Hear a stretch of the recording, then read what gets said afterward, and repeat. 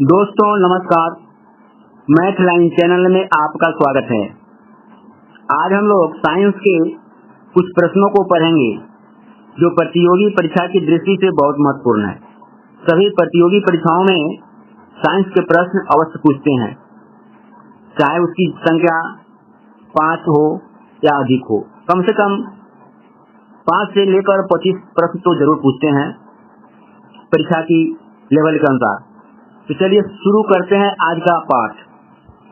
पहला प्रश्न है, तारों के बड़े बड़े गुच्छों को क्या कहते हैं? ऑप्शन है तारामंडल, गैलेक्सी, ग्रेट बियर, ओरियन। इसका सही उत्तर होगा तारों के बड़े बड़े गुच्छों को गैलेक्सी कहते हैं। Option number B, galaxy. इसका दूसरा हिंदी मंदाकिनी भी है, या आकाशगंगा भी इसको कहते हैं, गैलेक्सी को। सब हम लोगों को जानना चाहिए, आकाशगंगा भी कहते हैं। चलिए अगला प्रश्न है, जब लाल फूल को हरे रंग के शीशे के टुकड़े से देखा जाता है तो वह कैसा प्रतीत होता है? ऑप्शन है काला, पीला, हरा, लाल। इसका सही उत्तर होगा लाल रंग के फूल को हरे रंग के शीशे से देखने पर वह काला दिखाई देता है। ऑप्शन नंबर ई। चलिए अगला प्रश्न, पादपों में संचित भोज्य पदार्थ है। प्लांट में पादप में पौधे किस रूप में भोज्य पदार्थ को संचित रखते हैं? मंड, ग्लाइकोजन, लैक्टोज, इनमें से कोई नहीं। इसका सही उत्तर होगा मंड। पादपों में संचित भोज्य पदार्थ है मंड। मंड में स्टार्च, स्टार्च को मंड कहते हैं हिंदी में। स्टार्च के रूप में पौधे भोज्य पदार्थ को संचित रखते हैं। चलिए अगला प्रश्न देखते हैं। अगला प्रश्न है, निम्नलिखित में किस रोग का टीका मुंह द्वारा दिया जाता है? ऑप्शन ए चेचक, B polio, C TB, D cancer. इसका सही उत्तर होगा option number B, polio. Polio का टीका मुंह द्वारा यानी ओरल रूप से दिया जाता है। अगला प्रश्न, आहार श्रृंखला के विभिन्न स्तरों पर ऊर्जा का स्थानांतरण होता है। फूड चेन में ऊर्जा का क्या होता है? स्थानांतरण होता है। इन स्तरों को क्या कहते हैं? ऑप्शन है trophic level, biotical level, somatic level, kinetic level. इसका सही उत्तर होगा option number A, trophic level. Trophic level. चलिए अगला प्रश्न देखते हैं। अगला प्रश्न है, स्टार्च और सेलुलोज के बारे में निम्नलिखित कथनों में से कौन सा कथन सही नहीं है? चुनना है हमको। क्या चुनना है जो सही नहीं है? क्या है ऑप्शन ए, दोनों का वानस्पतिक उद्भव है, दोनों बहुलक हैं, आयोडीन के साथ रंग प्रदान करते हैं, दोनों ग्लूकोज अणु से निर्मित है। हमको चुनना है कौन सही नहीं है। इसका सही उत्तर होगा ऑप्शन नंबर सी, आयोडीन के साथ रंग प्रदान करते हैं। यह गलत है, यह सही नहीं है, इसलिए ऑप्शन नंबर सी इसका सही उत्तर हो गया। अगला प्रश्न, इनमें से कौन सा उपकरण टेलीफोन लाइन को कंप्यूटर से जोड़ने के लिए प्रयोग किया जाता है ताकि कंप्यूटरों के बीच आंकड़ों का संप्रेषण हो सके? ऑप्शन है ए मॉडेम, बी मदरबोर्ड, सी कीपैड, डी माउस। इसका सही उत्तर होगा ऑप्शन नंबर ए, मॉडेम। अगला प्रश्न देखते हैं। अगला प्रश्न है, sodium wax lamp, vapour light प्रायः सड़क प्रकाश के लिए प्रयुक्त होते हैं क्योंकि यह सस्ते होते हैं, इनका प्रकाश एक वर्णीय है और पानी की बूंदों से गुजरने पर विभक्त नहीं होता है, यह आंखों के लिए शीतल है, यह चमकदार रोशनी देते हैं। कौन सही होगा इसका उत्तर? इसका सही उत्तर होगा ऑप्शन नंबर बी, इनका प्रकाश एक वर्णीय है और पानी की बूंदों से गुजरने पर विभक्त नहीं होता है। चलिए अगला प्रश्न देखते हैं। अगला प्रश्न है, निम्नलिखित में किस वृक्ष में पर परागण क्रॉस पोलिनेशन नहीं होता है? ऑप्शन ए कटहल, बी आंवला, सी आम, डी नाशपाती। इसका उत्तर होगा, सही उत्तर कटहल। कटहल में पर परागण नहीं होता है। आंवला, आम, नाशपाती में होता है। इसमें फूल पाए जाते हैं पुष्प, और उस पर भौरे, मक्खी आदि बैठकर उड़ते हैं और एक फूल से दूसरे फूल पर जाकर क्रॉस पोलिनेशन करते हैं। कटहल में नहीं करते हैं, इसलिए ऑप्शन नंबर ए कटहल इसका सही उत्तर हो गया। चलिए अगला प्रश्न, निम्नलिखित प्रजातियों में किस पशु के दूध में सबसे कम वसा पाया जाता है? Option A Sahiwal, B Jersey, C Haryana, D Holstein Friesian. इसका सही उत्तर होगा option number D Holstein Friesian में वसा प्रतिशत कम होता है, सबसे कम। चलिए अगला प्रश्न है, हरी खाद के रूप में कौन उपयुक्त नहीं है? हरी खाद के लिए इसमें कौन उपयुक्त नहीं है?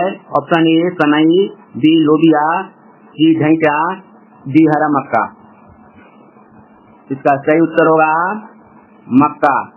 यह हरी खाद के लिए उपयुक्त नहीं है। सनई, लोबिया और ढैंचा का हम लोग खेत में हरी खाद के लिए प्रयोग करते हैं, मक्का का नहीं करते हैं। अगला प्रश्न, मधुमक्खी का पालन क्या कहलाता है? मधुमक्खी का पालन क्या कहलाता है? Option A apiculture, B pisciculture, C silviculture, D horticulture. इसका सही उत्तर होगा मधुमक्खी का पालन एपीकल्चर कहलाता है। चलिए अगला प्रश्न है, जल का शुद्धिकरण किया जाता है। जल का शुद्धिकरण किया जाता है किसके द्वारा? अमोनिया द्वारा, क्लोरीन द्वारा, हाइड्रोजन द्वारा, अमोनियम नाइट्रेट द्वारा। इसका सही उत्तर होगा जल का शुद्धिकरण क्लोरीन द्वारा किया जाता है। अगला प्रश्न है, वही जल का शुद्धिकरण किसके द्वारा किया जाता है? तो क्लोरीन के द्वारा।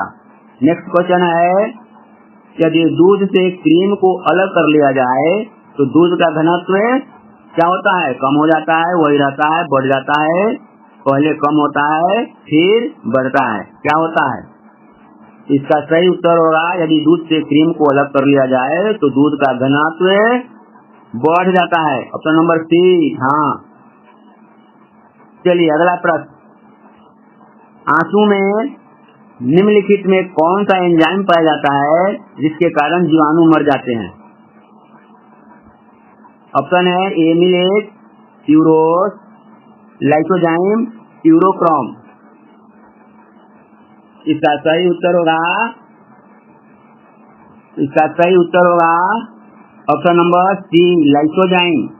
आंसू में लाइसोजाइम एंजाइम पाया जाता है जिसके कारण जीवाणु मर जाते हैं। चलिए अगला प्रश्न देखते हैं। अगला प्रश्न है, दाद रिंगवर्म एक रोग है, कैसा है? कवक जनित, जीवाणुओं द्वारा होने वाला रोग है, विषाणु द्वारा होने वाला, विटामिन की कमी से होने वाला। तो इसका सही उत्तर होगा, दाद जो है रिंगवर्म है, कवक जनित रोग है, फंगस से होता है। चलिए अगला प्रश्न, लगातार रक्त को बहने से रोकने के लिए कौन सा विटामिन आवश्यक है? Vitamin A, vitamin D, vitamin के, विटामिन ई। ऑप्शन है, तो रक्त को बहने से रोकने के लिए यानी खट्टा बनाने के लिए कौन सा विटामिन आवश्यक है? इसका सही उत्तर होगा vitamin K. Option number C. चलिए अगला प्रश्न, पनडुब्बी का आविष्कार किसने किया था? बुशवेल, बेयर्ड, कोल्ट, वर्लिंगियर। इसका सही उत्तर होगा ऑप्शन नंबर ए, बुशवेल। चलिए नेक्स्ट क्वेश्चन देखते हैं। नेक्स्ट क्वेश्चन है,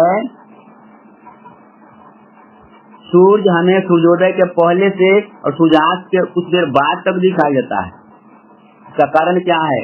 ऑप्शन ए विवर्तन, बी परावर्तन, सी अपवर्तन, डी प्रकीर्णन।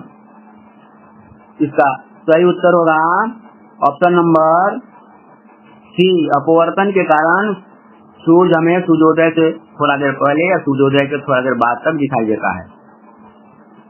अगला प्रश्न, 100 डिग्री सेंटीग्रेड का 1 ग्राम पानी उसी ताप पर भाप में बदल जाता है, इसमें आवश्यक ऊष्मा की मात्रा कितनी होगी? 0, 336 जूल, 540 जूल, 2257 जूल। इसका सही उत्तर होगा ऑप्शन नंबर डी, 2257 जूल। चलिए अगला प्रश्न देखते हैं। जब किसी बर्फ के टुकड़े पर दबाव बढ़ाया जाता है, प्रेशर बढ़ाया जाता है, तो इसका गलनांक, मेल्टिंग पॉइंट कम हो जाता है, बढ़ जाता है, पहले बढ़ता है फिर घटता है, अपरिवर्तित रहता है। इसका सही उत्तर होगा गलनांक घट जाता है। इसका गलनांक क्या होगा? कम हो जाता है, ऑप्शन नंबर ए। अगला प्रश्न है, नेफोस्कोप से निम्नलिखित में किसका मापन किया जाता है? वर्षा की मात्रा का, बादलों की दिशा एवं गति का, सागरीय प्लवनता की मात्रा, उपयुक्त में सभी। तो इसका सही उत्तर होगा नेफोस्कोप से मापा जाता है बादलों की दिशा एवं गति। चलिए अगला प्रश्न, ओजोन क्षरण से स्वास्थ्य को किस रूप में खतरा उत्पन्न होता है? आकाश में ओजोन परत है, उसके क्षरण से क्या स्वास्थ्य पर प्रभाव पड़ेगा? ऑप्शन ए, फेफड़ों की क्रियाओं में कमी, अतिपाती बीमारी, एक्यूट डिजीज, संवेदन तंत्रीय उत्तेजन, कोलिनेस्ट्रेस। क्या होगा? इसका सही उत्तर होगा ऑप्शन नंबर सी, संवेदन तंत्रीय उत्तेजन। ओजोन क्षरण से संवेदन तंत्रीय उत्तेजन और स्किन कैंसर होता है। तो हमारा यहाँ ऑप्शन है संवेदन तंत्रीय उत्तेजन, यही इसका सही उत्तर होगा। चलिए, तो इस प्रकार आज का पाठ इन प्रश्नों के साथ समाप्त होता है। अंत में आपसे रिक्वेस्ट है कि हम तो कोई टीचर नहीं है, जाने माने यूट्यूबर नहीं है, हम हैं विद्यार्थियों के मददगार, हेल्पर हैं। अगर आपको हमसे कुछ हेल्प हुआ इस पाठ के माध्यम से, तो आपसे रिक्वेस्ट है कि मेरे इस चैनल को सब्सक्राइब कर लीजिए, लाइक कीजिए। इसके लिए बहुत बहुत धन्यवाद।